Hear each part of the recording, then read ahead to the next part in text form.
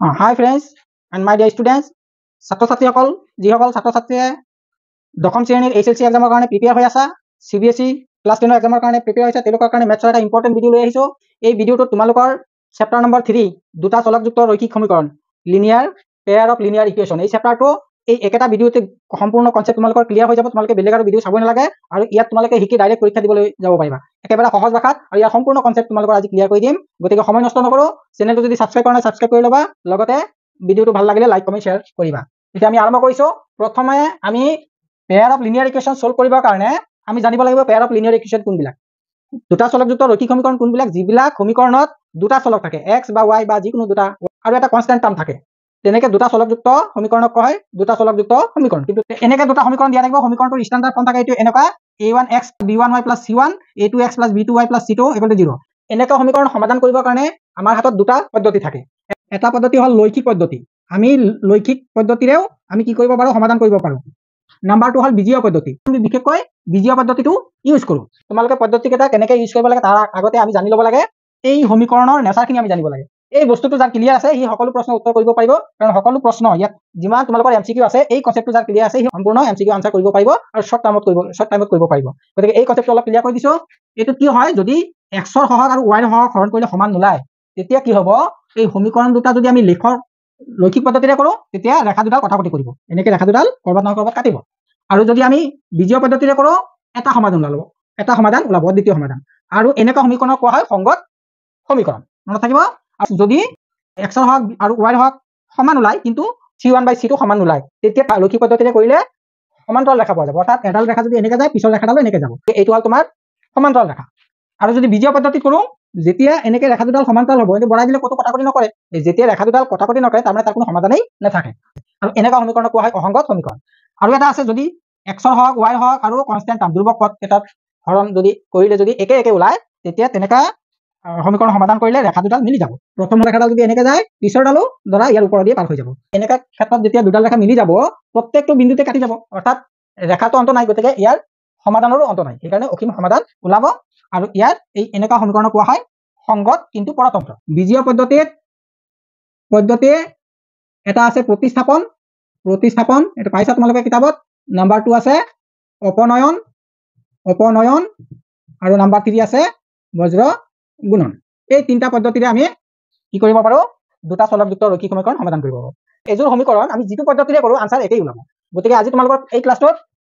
এইযোৰে সমীকৰণ ল'ম, তাত সেই সমীকৰণটোক আমি তিনিটা পদ্ধতিৰে সমাধান কৰি চাম আনসাৰ একে ওলাই নে নোলায়। গতিকে তোমালোকে মন দি চাবা। এতিয়া আমি এইযোৰ সমীকৰণ লৈছোঁ, এই সমীকৰণটো আমি প্ৰতিস্থাপন পদ্ধতিৰে কৰিম। সমীকৰণটোৰ সমাধান আছে নে নাই আমি প্ৰথমেই চেক কৰি ল'ব পাৰোঁ। a1/a2 এইটোৰ হওক 1, ইয়াৰ হওক 2, ইয়াৰ হওক ৱাইৰ হওক 1, ইয়াত ৱাইৰ হওক -3, গতিকে এই দুটা সমান নোলায়, অৰ্থাৎ ইয়াৰ এটা সমাধান ওলাব। গতিকে সমাধান আছে নে নাই আমি চাবৰ কাৰণে এনেকৈ চাব পাৰোঁ। নেক্সট এইটো আমি প্ৰতিস্থাপন পদ্ধতিত সমাধান কেনেকৈ কৰিম একেবাৰে সহজ পদ্ধতিত দেখাই দিছোঁ, চাবা তোমালোকে বেছি লিখিবও নালাগে। প্ৰথম সমীকৰণটো তুমি প্ৰশ্ন যেনেকৈ দি আছে তোমালোকে এইটো পাতি ল'বা, x + y = 5। একেবাৰে ডাইৰেক্ট ইয়াৰ পৰা তুমি কনভাৰ্ট কৰি x বা y দুটাৰ ভিতৰত যিটো সহগ চিংগুল থাকে সেইটো ভেলুটো আগতে উলিয়াই ল'বা। ইয়াতো দুইটা চিংগুল আছে গতিকে তোমালোকে যিকোনো এটা উলিয়াব পাৰা। ইয়াৰ পৰা আমি ধৰা y-টোকে উলিয়াই লৈছোঁ, y = কিমান হ'ব 5 - x, এইটোকে তোমালোকে 1 নম্বৰ বনাই ল'বা। হ'ল ক্লিয়াৰ। নেক্সট আমি 2 নম্বৰ সমীকৰণটো চাওঁ, 2x - 3y = 4 আছে, এইটো প্ৰশ্ন দিয়া আছে। এইটোৰ পৰা তোমালোকে কি কৰিবা, ডাইৰেক্ট এই যিটো আমি y ভেলু পালো ইয়াত তুমি y ভেলুটো ইয়াত বহাই দিলে হৈ গ'ল। কি কৰিবা, এনেকৈ লিখিবা as it is লিখিবা 2x - 3, এতিয়া তুমি y ঠাইত এই ভেলুটো পুট কৰি দিয়া 5 - x = কিমান আছে 4। তুমি ইয়াত ব্ৰেকেটত খালি লিখি দিলে হ'ল, আমি কি কৰিলো y = 5 - x বহু y, এইকেইটা ইয়াত লিখি দিলেই হৈ গ'ল, বেছি লিখা লিখি কৰিব নালাগে, ইয়াত লিখি দিলেও হৈ যাব। এতিয়া আমি কি কৰিম, ইয়াৰ পৰা আমি সমাধান কৰি যাম। কি কৰিম, 2x - 15 এইটো মাইনাছ প্লাছ হৈ যাব 3x = 4 ক'লা। নেক্সট এইটো এনেকৈ কৰি গ'লে হৈ গ'ল জাষ্ট। এইটো 2 + 3 কিমান হ'ব 5x, এইটো তুমি এই 15টো এইফালে লৈ গ'লে কিমান হ'ব মুখে কৰি দিয়া 4 + 15 19 হ'ব। x = কিমান হ'ব 19/5। x ৰ ভেলুটো পালা। x ৰ ভেলুটো পোৱাৰ পিছত তোমালোকে কি কৰিবা, ডাইৰেক্ট এই 1 নম্বৰ ইকুৱেশ্যনটো বনাই থৈছা, ইয়াৰ পৰা তুমি ডাইৰেক্ট এনেকৈ লিখি দিলে হ'ল, 1 লিখি জাষ্ট এনেকৈ ইমপ্লাছ চাইনটো দি দিলে হ'ল। বেছি লিখিবলৈ যাবা টাইম লাগিব গতিকে y ইমপ্লাইজ দি পেলাই তুমি y টো লিখি দিলা ইকুৱেল টু লাগিলে লাইনটো এবাৰ এনেকৈ লিখি ল'বা 5 মাইনাছ x ৰ ভেলু কিমান পালা 19/5 ইয়াক তুমি সিম্পলিফাই কৰি দিয়া 5 তলত 5 হ'ল তলত 5 5 5 দ্বাৰা 25 পৰা 19 গ'লে কিমান হ'ব 6 এতেকে জাস্ট x ইকুৱেল টু কিমান 19/5 y ইকুৱেল টু 6/5 হ'ল এইটো আমাৰ প্ৰতিস্থাপন পদ্ধতিত আনসাৰটো ওলালে এটা এই একেটা আনসাৰ আমি ইটো পদ্ধতিত ওলাই নে নোলাই চাম তোমাৰ অপনন পদ্ধতিত তোমালোকে কি কৰিবা প্ৰথমটো কি দিয়া আছে x + y equal to 5 equation number 1 দি দিলো নেক্সট এইটো কিমান আছে দুই নম্বৰটো 2x - 3y ইকুৱেল টু 4 এইটো দুই নম্বৰ সমীকৰণটো আছে ইয়াৰ চলকৰ হক 1 আছে ইয়াত 2 আছে মিলা নাই ইয়াৰ চলকো মিলা নাই যদি নিমিলে আমি কি কৰিব লাগিব এই চলকটো আমি 2x কৰিব লাগিব বা এইটো আমি 3 কৰিব লাগিব আমি কি কৰিম ইকুৱেশ্যন 1 মাল্টিপ্লাই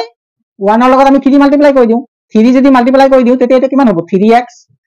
এইটো হ'ব +3y এইটো হ'ব ইকুৱেল টু 15 এই ইকুৱেশ্যনটো তোমালোকে 3 নম্বৰ ইকুৱেশ্যন বনাই লবা তিনটা ইকুৱেশ্যন পালো এতিয়া এই তিনিটা ইকুৱেশ্যনৰ ভিতৰত তোমালোকে চাবা কোন দুটা ইকুৱেশ্যনত x ৰে হক বা y ৰে হক মিলি আছে ইয়াত আমি দেখিলো এইটোত y হক আৰু ইয়াত y হকটো মিলি আছে 3y মিলি আছে এটা সাইনটো চাবা সাইনটো কি আছে ইয়াত মাইনাস আছে এইটোত প্লাস আছে হকটো মিলি আছে সাইনটো এটা প্লাস এটা মাইনাস যদি আছে তেতিয়া কি কৰিবা ইকুৱেশ্যন দুটা প্লাস কৰি দিবা আৰু যদি দেখিলা যে হক দুটা সাইন দুটা একেই আছে অৰ্থাৎ ধৰা ইয়াত মাইনাস আছে ইয়াতো মাইনাস আছে তেতিয়া কি কৰিবা ইকুৱেশ্যনটো মাইনাস কৰি দিবা এটো ইকুৱেশ্যনৰ সাইনটো অপোজিট আছে গতিকে আমি কি কৰিম 2 আৰু 3 ইকুৱেশ্যন প্লাস কৰি দিম ইয়াত লিখি দিলে হল জাস্ট 2 + 3 এনেকে 2 + 3 লিখি ইমপ্লাইজ দি লিখি গলে হল প্লাস খিনি তোমালোকে মুখে কৰিবা তেতিয়া সোনকালে ওলাব 2x আছে আৰু 3x প্লাস কৰা কিমান হ'ব 5x এইটো প্লাস কৰিলে কি প্লাস মাইনাস কেনসেল যাব গতিকে এটা মানে নালাগে এইটো বাদ দি দিয়া এইফালে প্লাস কৰি দিয়া কিমান হ'ব 19 হ'ব গতিকে x = 19/5 এই আনসাৰটো আমাৰ এইটো x ৰ ভ্যালুটো একে ওলাইছে নে y ভ্যালুটো ওলাবৰ কাৰণে যেটো সহজ সমীকৰণ আছে সেইটো লবা এইটো সিম্পল সমীকৰণ আছে গতিকে আমি ইকুৱেশ্যন 1 টো লম ইকুৱেশ্যন 1 ৰ পৰা x + y = 5 আছিল গতিকে এই ইকুৱেশ্যনটোত আমি x ৰ মানটো বহাই দিম x ৰ মানটো কিমান আছিল 19/5 + y = 5 পালা গতিকে y = হ'ব 5 - 19/5 = 5 5 5 গুণ 25 25 পৰা 19 বিয়োগ কৰা 6 এতেকে x = 19/5 আৰু y = 6/5 এনেকে লিখি আনসাৰ লিখি দিবা এইটো হল তোমাৰ অপনন পদ্ধতি বজ্ৰগুণন পদ্ধতিত কৰিবলৈ হলে তোমালোকে এটা কথা মন কৰিবা এই যেটো সমীকৰণ দিয়া থাকে সদায় সমীকৰণটো ষ্টেণ্ডাৰ্ড ফৰ্মত আনি লবা x + y = 5 এই সমীকৰণটো আমি এনেকে লিখি ল'ব লাগিব x + y - 5 = 0 অৰ্থাৎ সদায় ইকুৱেল টু 0 কৰি ল'ব লাগিব নেক্সট তুমি 2x - 3y = 4 আছে ইয়াক চেঞ্জ কৰি 2x - 3y - 4 = 0 এই কন্ডিশনত তুমি ষ্টেণ্ডাৰ্ড ফৰ্মত আনি পেলাইহে বজ্ৰগুণন কৰিবা নহলে কি হ'ব অংক মিস্টেক হৈ যাব এনেকা হোৱাৰ পিছত তোমালোকে কি কৰিবা প্ৰথম সমীকৰণৰ এই y সহগৰ পৰা স্টাৰ্ট কৰিবা y সহগ ইয়াত কিমান আছে 1 টো লিখিবা তাৰ পিছত -5 আছে -5 লিখিবা তাৰ পিছত x ৰ সহগটো লিখিবা x ৰ সহগ ইয়াত 1 আছে লাষ্টত আকৌ এই y সহগটো আকৌ ৰিপিট কৰি দিবা y সহগৰ পৰা স্টাৰ্ট কৰিবা দৈৰ্ঘ্য সংখ্যা তাৰ পিছত x ৰ সহগ ইয়াৰ পৰা স্টাৰ্ট হয় ইয়াত আহিব আকৌ ইয়ালৈকে যাব নেক্সট ইয়াতো তেনেকে পাতিবা ইয়াৰ y সহগ কিমান আছে -3 তাৰ পিছত -4 তাৰ পিছত আছে 2 এই -3 টো আকৌ ইয়াত পাতি দিবা এটা কি কৰিবা এই দুটা এনেকে বজ্ৰগুণন কৰি দিবা বজ্ৰগুণন এতিয়া আমি এইটো বজ্ৰগুণন পদ্ধতিৰে সমাধান কৰিম এনে কি কৰিম x ৰ তলত এই দুটা মাল্টিপ্লাই কৰিবা 4 1 জাৰ কিমান হ'ব -4 তাৰ পিছত মাইনাস এটা দি লবা ইয়াত মাইনাস এটা দিয়ে -3 আৰু -5 মাল্টিপ্লাই কৰিবা মাইনাস মাইনাস কি হয় plus 3 5 jar 15 equal to the পেলাই ওপৰত y টো লিখি লবা তলত কি কৰিবা এই দুটা মাল্টিপ্লাই কৰিবা -5 আৰু 2 মাল্টিপ্লাই কৰা -10 তাৰ পিছত আকৌ মাইনাস এটা ইয়াত দি লবা দি পেলাই এই দুটা মাল্টিপ্লাই কৰা -4 আৰু 1 মাল্টিপ্লাই কৰিলে কি হ'ব -4 হ'ব তাৰ পিছত ইকুৱেল টু 1 বাই ওপৰত 1 দিবা তলত এই দুটা মাল্টিপ্লাই কৰা 1 মাল্টিপ্লাই -3 হ'ব তাৰ পিছত মাইনাস এটা ইয়াত দি লবা তাৰ পিছত 2 মাল্টিপ্লাই 1 2 1 জাৰ 2 অৰ্থাৎ এইফালে মাল্টিপ্লাই কৰাৰ আগতে এটা মাইনাস সাইন এটা বহাই লবা এই মাইনাসটো আগত বহাই লবা x বাই কিমান হ'ব -19 হ'ব এটো y বাই এটো কিমান হ'ব -10 আৰু মাইনাস মাইনাস কি হ'ব +4 হ'ব তো -10 + 4 -10 + 4 কিমান হয় -6 হয় তো মাইনাস এইটো ডাইরেক্ট -6 লিখিবা আৰু এইটো লিখিলা 1/-5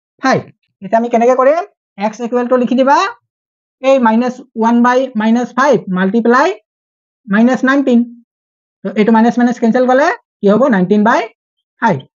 এইটো ক্যান্সেল যাব মাইনাস মাইনাস কাটি দিবা নেক্সট y = কি হ'ব y = হ'ব 1/-5 মাল্টিপ্লাই -6 মাইনাস মাইনাস ক্যান্সেল গলে কি হ'ব 6/5 এটা বুজি পাইছা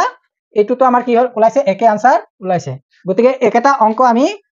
যিকোনো পদ্ধতিত কৰিলে কি হ'ব সমাধান একেই ওলাব ৰৈখিক সমীকৰণত যদি কোনোবাই কিবা দিগদাৰ পাইছা বুজি পোৱা নাই কমেন্ট কৰিবা মই হোৱাটসঅ্যাপ নাম্বাৰ দি দিম তোমালোকে কোনোবাই যদি বুজি নোপোৱা মই হোৱাটসঅ্যাপত যদি মেছেজ কৰা কোৱেশ্চন সেন্ড কৰি দিলেও তাৰ আনসাৰ তোমালোকে পাই যাবা চিন্তা কৰিব নালাগে মই যোৰহাটত মোৰ ঘৰ আৰু মই ৰেগুলাৰ ভিডিও দি আছো HLC এক্সামৰ কাৰণে তোমালোকে সোনকালে প্ৰিপেয়াৰ হোৱা আৰু কিবা যদি কোনো চেপ্টাৰ যদি তোমালোকৰ ডাউট আছে বুজি পোৱা নাই কমেন্ট কৰিবা ভিডিও কৰিবৰ কাৰণে মই বুজাই দিম আৰু মোৰ চেনেলটো জয়েন কৰিবলৈ তোমালোকৰ কোনো জয়েন ফিজ নালাগে গতিকে A to Z মই তোমালোকৰ ৰিভিজন এক্সাৰসাইজৰ কোৱেশ্চন সলভ কৰি আছো হিন্দী মিডিয়ামতো সলভ কৰিছো তাতো তোমালোকে বুজি পাবা সহজ ভাষাত বুজোৱা আছে তাতো তোমালোকে চাবা ৰয়েল কোচিং যোৰহাট সাৰ্চ কৰি দিবা তাত বহুত ভিডিও অলৰেডি কৰি থোৱা আছে স্পিড ম্যাথছ ট্ৰিকো দেখুওৱা আছে কেনেকৈ ক্যালকুলেশন শৰ্টকাট কৰিব পাৰি সেইখিনি তোমালোকৰ কাৰণে বেছি ইম্পৰ্টেন্ট কি কাৰণে তোমালোকৰ MCQ কোৱেশ্চনত কেনেকৈ সোনকালে ক্যালকুলেশন কৰি আনসাৰ উলিয়াব পাৰে সেই টিপছ বিলাক তাত তোমালোকে পাবা এটা MCQ কোৱেশ্চনৰ 45 মাৰ্কছৰ আনসাৰ তোমালোকে 30 মিনিটছত আৰামছে কৰিব পাৰিবা সেই ক্যালকুলেশনখিনি যদি তোমালোকে ভালকৈ চোৱা যদি ভাল লাগিছে লাইক কৰিবা কমেন্ট কৰিবা শেয়াৰ কৰিবা আৰু সকলোকে পৰীক্ষাৰ কাৰণে শুভেচ্ছা জনাই আজি ভিডিওটো ইমানতে সামৰিছো ধন্যবাদ থ্যাংক ইউ